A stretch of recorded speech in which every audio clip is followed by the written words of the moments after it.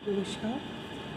भारत में जब हम सामाजिक परिवर्तन की बात करते हैं तो भारतीय सामाजिक परिवर्तन जो है वो बहुत पहलुओं पे उसका अध्ययन हुआ है। सामाजिक परिवर्तन जातीय स्तर पर और स्ट्रक्चरल स्तर पर उसके बहुत विभिन्न आयाम हैं, जैसे कि संस्कृतिकरण के माध्यम से, पश्चिमीकरण के माध्यम से, स्थानीयकरण के माध्यम से और सार्वभौमिकीकरण, संस्कृताइजेशन, वेस्टर्नाइजेशन, यूनिवर्सलाइजेशन, पैरोकियलाइजेशन, ये सारे जो प्रक्रियाएं हैं इन्होंने भारत में सामाजिक परिवर्तन में बहुत योगदान दिया है। संस्कृतिकरण की अगर हम बात करें तो संस्कृतिकरण की जो अवधारणा थी वो M.N. श्रीनिवास ने अपनी पुस्तक social change in modern India उसमें उसकी अवधारणा का विवेचन किया है, जो 1966 में पब्लिश हुई थी। और इस प्रक्रिया में जो श्रेय है वो M.N. श्रीनिवास को जाता है। इस संकल्पना द्वारा आपने भारतीय जाति प्रथा की संरचना व संस्तरण में होने वाले परिवर्तनों को समझाने का प्रयत्न किया है।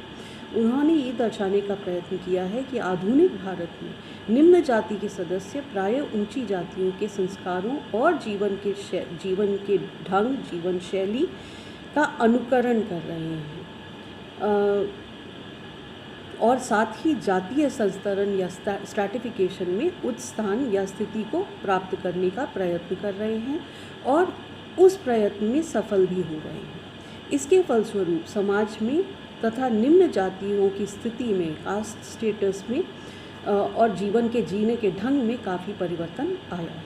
भारतीय समाज में होने वाले परिवर्तनों की इस विशिष्ट प्रक्रिया का और भी स्पष्टीकरण हम अब देंगे। ये स्पष्ट है कि संस्कृतिकरण मुख्य रूप से जाति प्रथा के अंतर्गत क्रियाशील परिवर्तन की प्रक्रिया है। इस प्रक्रिया के द्वारा निम्न जाति के लोग उच्च जाति की स्थिति पर पहुंचने के लिए या उच्च स्टेटस प्राप्त करने के लिए उस उच्च जाति के संस्कारों व जीवन के ढंग को अपनाने में सफल होते हैं। सामान्य तौर पर हमें यह विश्वास नहीं होता कि ऐसा होना संभव है, क्योंकि जाति प्रथा की प्रमुख विशेषता ही ये है कि जाति प्रथा जन्म पर आधारित होने के कारण, जैसा कि केतकर ने कहा था, एक जाति की सदस्यता केवल उन व्यक्तियों तक ही सीमित होती है जो कि उस जाति विशेष के सदस्यों से ही पैदा होती है। मदन और मजूमदार ने लिखा है कि जाति एक बंद वर्ग है। यहाँ बंद या क्लोज्ड जो शब्द का प्रयोग संभवतः इसीलिए किया गया है कि वर्ग व्यवस्था के अंतर्गत सदस्यों के लिए एक वर्ग की सीढ़ी पर ऊंचे से नीचे और नीचे से ऊपर की ओर जाने के संबंध में खुलापन होता है। यह खुलापन जाति प्रथा में नहीं पाया जाता और जाति प्रथा में एक जाति के सदस्यों को जातीय सीढ़ी पर ऊपर से नीचे और नीचे से ऊपर को जाने की छूट नहीं होती। पर क्या वास्तव में कभी जाति प्रथा पूर्णतया बंद थी या वैसा होना संभव है? वास्तविकता ये है कि जाति प्रथा की कभी भी पूर्णतया बंद नहीं थी और आधुनिक सामाजिक शक्तियाँ, वैज्ञानिक ज्ञान, शिक्षा, औद्योगिकीकरण, नगरीकरण, धन का महत्व, महिला और राजनीतिक आंदोलन, सरकारी कानून इत्यादि, इनकी क्रियाशीलता के कारण जाति प्रथा की पूर्णतया बंद रहना संभव नहीं है। इसलिए निम्न जातियों के लिए यह संभव होता है कि वे धीरे धीरे अपने से उच्च जाति की स्थिति को प्राप्त कर लें और उनके संस्कारों तथा जीवन के ढंग को ग्रहण कर लें। इसी प्रक्रिया को संस्कृतिकरण कहा गया है। अतः स्पष्ट है कि संस्कृतिकरण मुख्यतः जाति प्रथा के अंतर्गत क्रियाशील एक प्रक्रिया है। यद्यपि ये प्रक्रिया जनजाति तथा अन्य समूहों में भी देखने को मिलती है, लेकिन इस संबंध में और कुछ विवेचना करने से पहले हमें संस्कृतिकरण का वास्तविक अर्थ और स्पष्ट कर लेना चाहिए। संस्कृतिकरण का अर्थ क्या है? श्रीनिवास ने अपनी पुस्तक social change in modern India में कहा है कि संस्कृतिकरण वह प्रक्रिया है जिसके द्वारा कोई निम्न हिंदू जाति या कोई जनजाति अथवा अन्य समूह किसी उच्च और प्रायः द्विज जाति की दिशा में अपनी रीति रिवाज, कर्मकांड, विचारधारा और जीवन पद्धति बदलता है। हमें ध्यान रखना होगा कि पहले जो इसके अलावा श्रीनिवास ने डोमिनेंट कास्ट का भी जो अवधारणा है उसको भी दिया था। ऐसा नहीं है कि केवल प्रभु जो एक ही जाति जो उच्च जाति है केवल उन्हीं का अनुकरण करें, बल्कि अलग अलग क्षेत्र में प्रभु जातियाँ अलग अलग प्रकार की होती हैं। जैसे कई जगह राजस्थान में राजपूत जो हैं वो यानी कि क्षत्रिय ये प्रभु जाति हैं, कई जगह यादव प्रभु जाति हैं, कई जगह अलग अलग जातियाँ प्रभु जाति डोमिनेंट कास्ट्स वो देखने को मिलती हैं। तो निम्न जातियाँ उनके जीवन शैली का अनुकरण करती हैं। आमतौर पर ऐसे परिवर्तन के बाद एक जाति स्थानीय समाज में परंपरागत रूप में जातीय सोपान में जो स्थिति या स्थान या स्टेटस उसे मिला हुआ है उससे ऊंचे स्थान का दावा करने लगती है। धीरे धीरे बहुत दिनों तक और वास्तव में एक दो पीढ़ियों तक दावा जाने के बाद ही उसे स्वीकृति मिलती है। श्रीनिवास ने लिखा है कि संस्कृतिकरण का अर्थ केवल नई प्रथाओं और आदतों को ग्रहण करना ही नहीं, बल्कि पवित्र और लौकिक जीवन से संबंधित नए विचारों और मूल्यों को भी प्रकट करना है, जिनका वितरण संस्कृत के विशाल साहित्य में बहुधा देखने को मिलता है। कर्म, धर्म, पाप, माया, संसार, मोक्ष आदि संस्कृत के कुछ अत्यंत लोकप्रिय आध्यात्मिक विचार हैं। और जब लोगों का संस्कृतिकरण हो जाता है तब वे अपनी बातचीत में इन शब्दों का ज़्यादा से ज़्यादा प्रयोग करने लगते हैं। शाब्दिक दृष्टिकोण से भी देखा जाए तो ये स्पष्ट होगा कि संस्कृतिकरण नवीन और आधुनिक उत्तम विचार, आदर्श, मूल्य, आदत और कर्मकांडों को अपनाकर अपनी जीवन स्थिति को अधिक उन्नत व परिमार्जित बनाने की ही एक प्रक्रिया है, क्योंकि संस्कृतिकरण वास्तव में संस्कृत या संस्कृति शब्द से जुड़ी हुई है। संस्कृति शब्द संस्कार का रूपांतर है। एक हिंदू को अपने जीवन में परिमार्जित करने के लिए अनेक प्रकार के संस्कारों को करना पड़ता है और और उसके बाद कहीं वह संस्कृत या कल्चर्ड कहा जाता है। इस प्रकार एक हिंदू की जीवन स्थिति को परिशुद्ध और परिमार्जित करने के लिए आवश्यक कृत्यों या संस्कारों की योजनाओं की संस्कृति मान लिया जाता है। और इस दृष्टिकोण से विवेचना करने पर भी यह स्पष्ट है कि संस्कृतिकरण वो प्रक्रिया है जिसके द्वारा निम्न जाति या समूह के लोग अपनी जातीय या सामाजिक स्थिति को परिशुद्ध, परिमार्जित और उन्नत करने के उद्देश्य से उच्च जातियों के आदर्शों, मूल्यों, विचारों, कृत्यों और संस्कारों को ग्रहण करते हैं। अब संस्कृतिकरण की प्रक्रिया किस प्रकार की है, प्रोसेस ऑफ संस्कृताइजेशन क्या होता है, इस जो अभी हमने विवेचना करी उससे स्पष्ट है कि आधुनिक भारत में संस्कृतिकरण की प्रक्रिया के द्वारा निम्न जातियाँ, जनजातियाँ और अन्य समूहों की सामाजिक स्थिति, रीति रिवाज, आदर्श, मूल्य, कर्मकांड, विचार आदि में उल्लेखनीय परिवर्तन हुए हैं। निम्नलिखित विवेचना से स्पष्ट हो जाएगा।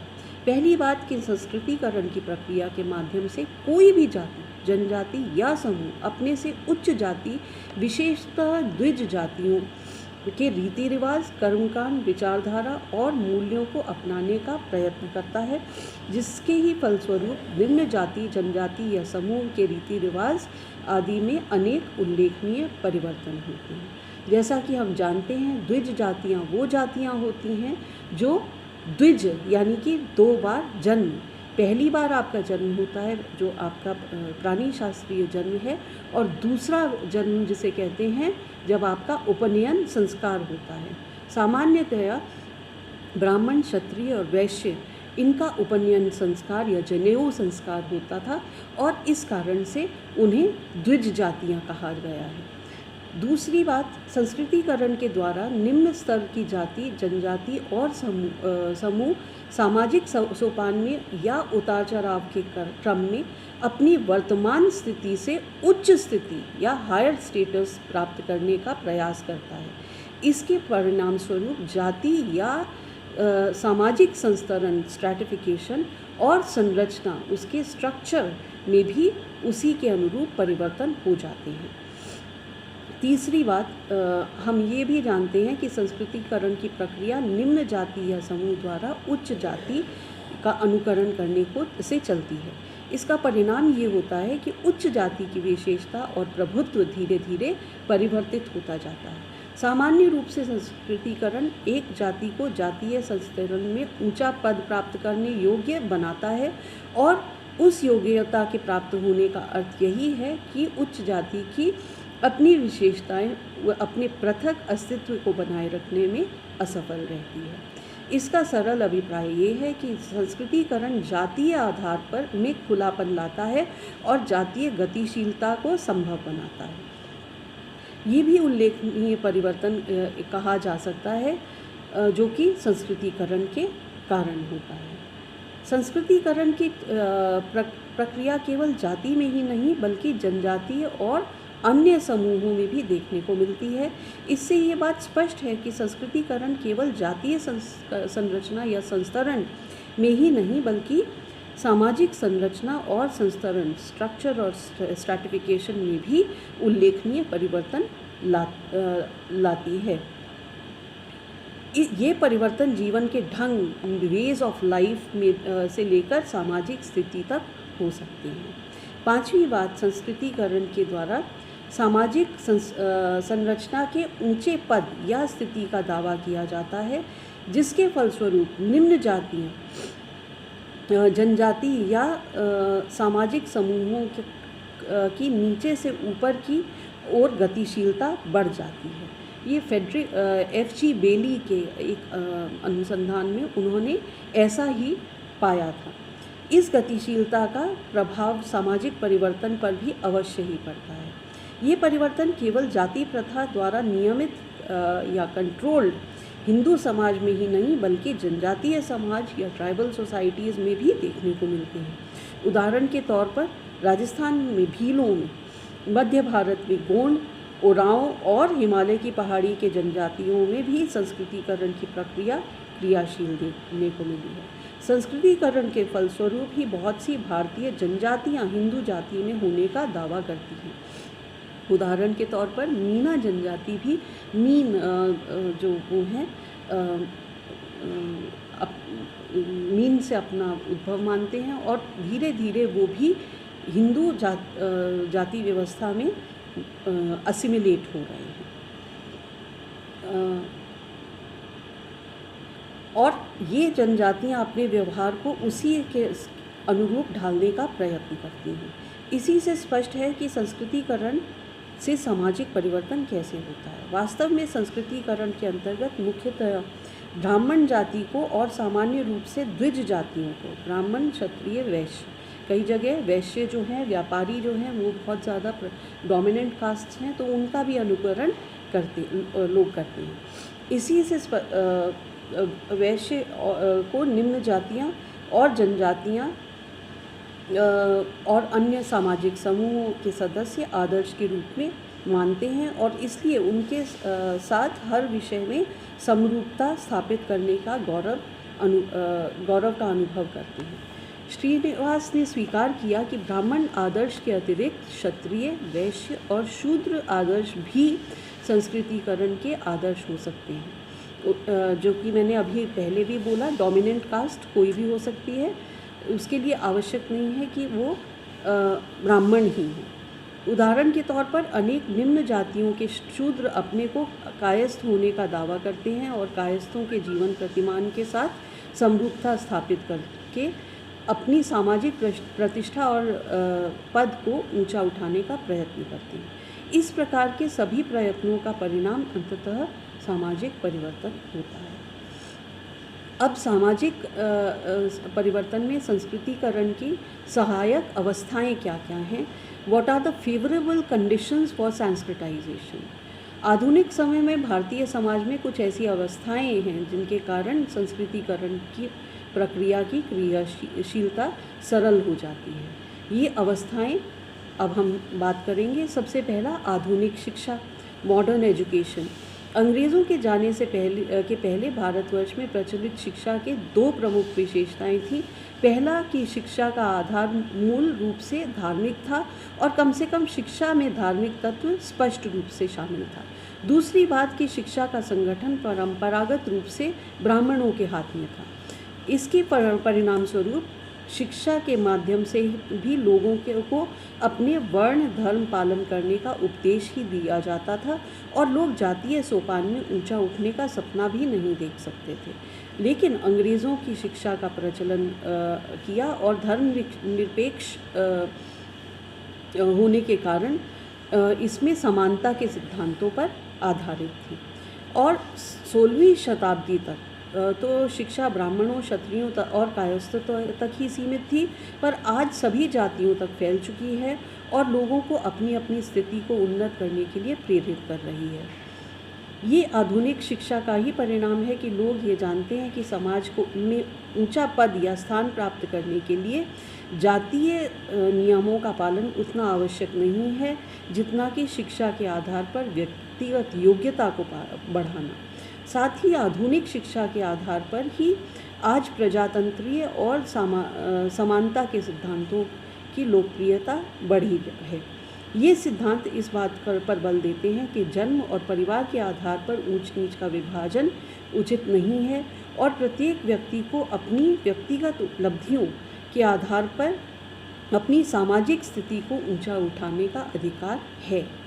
इसलिए स्पष्ट है कि संस्कृतिकरण की प्रक्रिया में आधुनिक शिक्षा का महत्वपूर्ण योगदान है। दूसरा है नगरों का विकास या अर्बनाइजेशन, डेवलपमेंट ऑफ सिटीज़। आधुनिक भारत में प्रौद्योगिक उन्नति के साथ साथ नगरों का भी विकास होता जा रहा है। मोटे तौर पर नगर वह समुदाय है जिसमें कि सामाजिक विभिन्नता, घनी आबादी, पेशों की बहुलता, अवैयक्तिक सामाजिक संबंध, सामाजिक गतिशीलता और द्वितीयक समितियों पर और नियंत्रण की प्रधानता होती है। नगरों की आबादी घनी होती है और इसलिए वहाँ कोई किसी भी व्यक्तिगत रूप से किसी को नहीं पहचानता।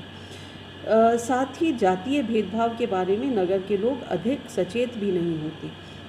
इन परिस्थितियों में बहुत से लोग लाभ उठाते हुए और अपनी वास्तविक जाति को छुपाकर अपने को किसी ऊंची जाति का सदस्य कहने लगते हैं। वे व्यक्ति अपरिचित होते हैं और इसीलिए वो सच बोल रहे हैं या झूठ, इसको जांचा नहीं जा सकता। वास्तव में नगरों में अगर निम्न जाति या समूह के कुछ लोग उच्च जाति के रीति रिवाज, मूल्य, आचार व्यवहार को अपना भी लेते हैं तो कोई इसकी परवाह तक नहीं करता, क्योंकि वहाँ के लोग कम रूढ़िवादी होने के कारण सामाजिक जीवन में प्रत्येक क्षेत्र में पर्याप्त खुलापन या ओपननेस देखने को मिलती है। स्पष्ट है कि नगरों के विकास से संस्कृतिकरण की प्रक्रिया को सहायता मिली है। तीसरा है धन का महत्व, द इम्पोर्टेंस ऑफ मनी। आधुनिक भारत ने अपने परंपरागत आध्यात्मिक रास्ते से हटकर ज़्यादा से ज़्यादा भौतिकवादी होता जा रहा है और इसके कारण हमारे समाज में धन का महत्व बढ़ता जा रहा है। इसलिए धन के बल पर सामाजिक सोपान में उच्च स्थिति को भी प्राप्त करना सरल हो गया है। एक धनी व्यक्ति से अपनी जाति के संबंध में भला आज कोई प्रश्न पूछ सकता है? ये संभव नहीं है। यही कारण है कि जिसके पास धन है उसके लिए उच्च जाति के रहन सहन, रीति रिवाजों और मूल्यों को अपनाने में कोई परेशानी नहीं होती। ये इसलिए संभव होता है क्योंकि नवीन अर्थव्यवस्था में धन कमाने के अवसर जातियों को समान रूप से उपलब्ध होते हैं। इसके परिणाम स्वरूप प्रत्येक जाति के सदस्य आज अपनी योग्यता, शिक्षा, कुशलता इत्यादि के बल पर अधिकाधिक धन कमाने का प्रयत्न करते हैं और उसी के बल पर अपनी सामाजिक और जातीय स्थिति को ऊंचा उठाते हैं। फिर चौथा है यातायात के साधन में उन्नति। Development in means of transport and communication. आधुनिक भारत में यातायात और संचार के साधनों में तेज़ी से उन्नति होती जा रही है, जिसके फलस्वरूप यहाँ एक और सामाजिक गतिशीलता दिन प्रतिदिन बढ़ती जा रही है और दूसरी ओर नए नए नगरों, उद्योगों, व्यवसायों, मिलों, कारखानों इत्यादि की उत्पत्ति और विकास हो रहा है। इसके परिणाम स्वरूप विभिन्न प्रकार के जाति, धर्म, प्रदेश और देश के लोगों का पारस्परिक संपर्क और विचार विनिमय का क्षेत्र बढ़ता जा रहा है। इससे संकुचित विचारधारा और दृष्टिकोण का अंत होता है और इसी के साथ साथ जाति पाति की कठोरता भी कम होती है। इससे संस्कृतिकरण की प्रक्रिया को मदद मिलती है। साथ ही यातायात और संचार के साधनों में उन्नति होने के कारण जनजातीय लोगों का संपर्क हिंदू लोगों की संस्कृति और समाज से ज़्यादा बढ़ा है और वो आसपास के नगरों में विकसित उद्योग धंधों में काम भी करने लग गए हैं। और स्वतः ही हिंदुओं के उन्नत सांस्कृतिक मान या कल्चरल स्टैंडर्ड्स के प्रति भी आकृष्ट हुए हैं और उन्हें अपनाने का प्रयत्न करते हैं। इससे जनजातीय समाज में संस्कृतिकरण की प्रक्रिया का आरंभ हुआ है। पांचवा है राजनीतिक सत्ता या पॉलिटिकल अथॉरिटी। आधुनिक भारत में प्रजातंत्रात्मक शासन व्यवस्था को अपनाया है और इस व्यवस्था के अंतर्गत प्रत्येक व्यक्ति, चाहे वो किसी भी सामाजिक या जातीय स्थिति का हो, अपनी योग्यता, कार्यकुशलता, राजनीतिक चतुरता और दलगत स्थिति के आधार पर राजनीतिक सत्ता या शासन की बागडोर संभाल सकता है। और एक बार शासन की बागडोर हाथ में आ जाने से जातीय स्थिति के बारे में कोई विचार नहीं करता। ऐसी अवस्था में इन लोगों के लिए ये संभव होता है कि उच्च जाति के सांस्कृतिक प्रतिमान को सरलता से अपना लें और जातीय सोपान में अपनी स्थिति को ऊंचा उठा लें। इस प्रकार ये स्पष्ट है कि राजनीतिक सत्ता भी संस्कृतिकरण की प्रक्रिया में एक सहायक अवस्था है। छठा है सामाजिक और धार्मिक आंदोलन, सोशल और रिलीजियस मूवमेंट्स। कुछ सामाजिक और धार्मिक आंदोलनों ने भारत में संस्कृतिकरण को बढ़ावा दिया। उदाहरण के तौर पर भक्ति आंदोलन के कारण निम्न जाति के कुछ व्यक्ति धार्मिक नेता बन सके। इसमें हरिजन लोग भी थे। अनेक भक्त महिलाएं भी संतों की कोटि में गिनी जाने लगीं। इस संबंध में गांधी जी द्वारा चलाया गया हरिजन आंदोलन भी विशेष रूप से उल्लेखनीय है। इस आंदोलन के फलस्वरूप अब अछूत कहलाने वालों लोगों को अपनी जातीय स्थिति को उन्नत करने और उच्च जाति की सांस्कृतिक प्रतिमानों को अपनाने में अवश्य मदद मिली है। इसी प्रकार बंगाल में ब्रह्म समाज, बम्बई में प्रार्थना समाज और पंजाब में और उत्तर प्रदेश में आर्य समाज द्वारा चलाए गए धार्मिक आंदोलनों के अंतर्गत जाति पाति के भेदभाव को दूर करने के लिए और निम्न जातियों के उत्थान के लिए उल्लेखनीय प्रयत्न किए गए हैं। इन प्रयत्नों से निम्न जाति के अनेक लोगों ने लाभ उठाया और अपनी जातीय स्थिति को सुधारने की दिशा में कदम उठाया। सातवीं जो बात है वो है सोशल लेजिस्लेशंस या सामाजिक अधिनियम। भारत में कुछ सामाजिक अधिनियम भी संस्कृतिकरण की प्रक्रिया में सहायक सिद्ध हुए हैं। उदाहरण के तौर पर अस्पृश्यता अपराध अधिनियम 1955, अनटचेबिलिटी ऑफेंसेस एक्ट 9 के अंतर्गत अस्पृश्यता का अंत कर दिया गया है और ये निर्देश दिया गया है कि तथाकथित अछूत जातियों के साथ किसी भी प्रकार का भेदभाव करना अपराध की श्रेणी में आता है और दंडनीय है। इससे इन जातियों के लिए उच्च जाति के संस्कृति प्रतिमानों को अपनाने में मदद मिली है। इसी प्रकार 1954 में विशेष विवाह अधिनियम स्पेशल मैरिजेस एक्ट के से अंतर्जातीय विवाहों को वैधानिक अड़चनों को भी दूर किया गया और विवाह के माध्यम से निम्न जातियों के सदस्यों के लिए उच्च जातियों की दुनिया में प्रवेश सरल हो गया। ये अभी हमने संस्कृतिकरण के बारे में का परिचय दिया, इसकी प्रक्रिया किस प्रकार होती है उसका अध्ययन किया। अब प्रोसेस ऑफ सेंसिटाइजेशन ये हम कल पढ़ेंगे। धन्यवाद।